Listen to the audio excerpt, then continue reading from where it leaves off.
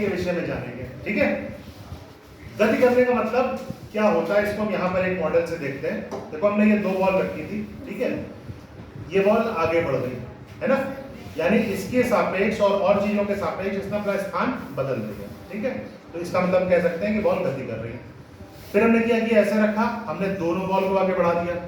अब ये दोनों बॉल क्या कर रही है, दोनों बॉल एक दूसरे के सापेक्ष गति नहीं कर रहे क्योंकि एक दूसरे उतनी दूरी पे है, लेकिन अगल बगल की सारी चीजों के सापेक्ष क्या हो रही है, गति कर रहे हैं। तो गति करने का मतलब यहाँ पर सीधा सा ये है कि कोई भी वस्तु जब दो अवस्था हो सकती है, एक विराम अवस्था, जैसे ये उसकी विराम अवस्था है, और अगर वो ऐसे बढ़ गई यानी उसने अपना स्थान बदल दिया तो हम क्या कहेंगे, वो वस्तु गति कर रही है। ठीक है, अब यहाँ पर हम गति के प्रकार को देखते हैं। ठीक है, कौन कौन से गति के प्रकार हो सकते हैं। सबसे पहले देखो इस मॉडल में हमने दिखाया है, मॉडल के माध्यम से हम समझेंगे।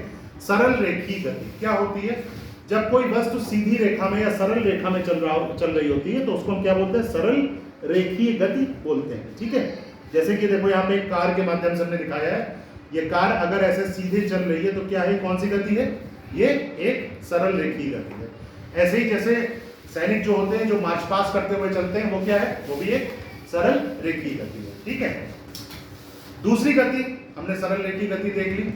दूसरी गति यहां पर हम क्या समझते हैं, वृत्तीय गति। क्या है वृत्तीय गति की परिभाषा, जब कोई वस्तु किसी निश्चित बिंदु के चारों ओर एक निश्चित दूरी पर वृत्ताकार उसमें घूमती है तो उसको हम वृत्तीय गति बोलते हैं। ठीक है, जैसे तुमने एक कंकड़ ले लिया, ईटा ले लिया, उसमें एक डोरी बांध दी और उसको ऐसे करके घुमा रहे हो। ठीक, तो अब तुम्हारा जहां पे हाथ है वहां से एक निश्चित दूरी पे क्या हो रहा है, वो घूम रही है, वृत्ताकार या सर्कुलर पाथ पे घूम रही है। तो देखो उसके लिए हमने ये यहाँ पे इस तरीके से बना हुआ है।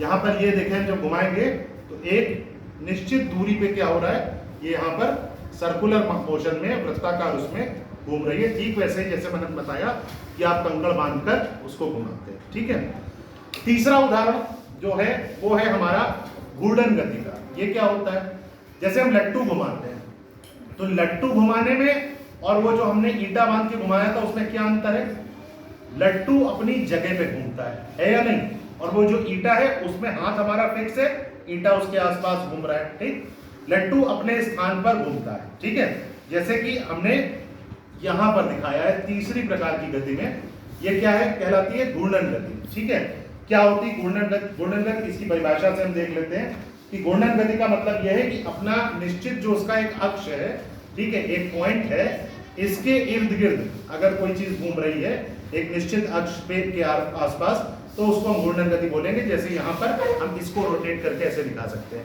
यहाँ पे जो भी ये रोटेट कर रही, घूम रही, ये अपने निश्चित अक्ष के आसपास घूम रही। इसकी परिभाषा क्या हुई, इसकी परिभाषा है कि जब कोई वस्तु अपनी धुरी या अक्ष के चारों ओर घूमती है तो ये क्या है, उसकी गति घूर्णन गति कहलाती है।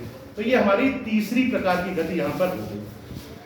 चौथी गति बहुत इंटरेस्टिंग है, ये यहाँ पर दिया हुआ है, ये क्या नाम लिखा है इसका, बताओ भाई, चौथी गति का, दोलन गति। तो इसमें क्या होता है, वस्तु अपनी एक जो उसका मध्य बिंदु है उसके इर्द गिर्द क्या हो रहा है, घूम रही, देखो है ना, और दोनों तरफ लगभग बराबर दूरी तक क्या होगा, वो घूमती है।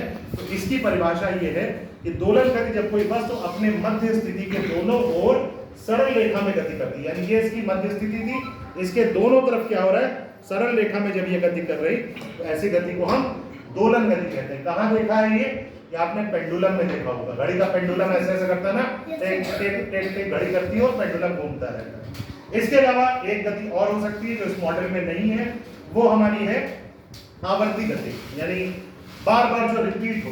इनमें से भी कोई उदाहरण हो सकता है, जैसे मान लो ये हमने घड़ी ली, अब इसकी सुई क्या होती है, जितनी भी सुइयां होती है वो एक निश्चित मार्ग पे बार बार जाती है, चाहे मिनट की हो चाहे सेकंड की हो, वो एक निश्चित मार्ग को बार बार निश्चित समय के बाद फॉलो करती होता है कि नहीं, 12 1 2 एक निश्चित समय के बाद और एक निश्चित मार्ग पे चलते हैं, तो उसको हम जो है आवर्ती गति बोलते हैं। तो ये हमारा मॉडल था हमारी सभी प्रकार की गतियों के लिए। अच्छा था?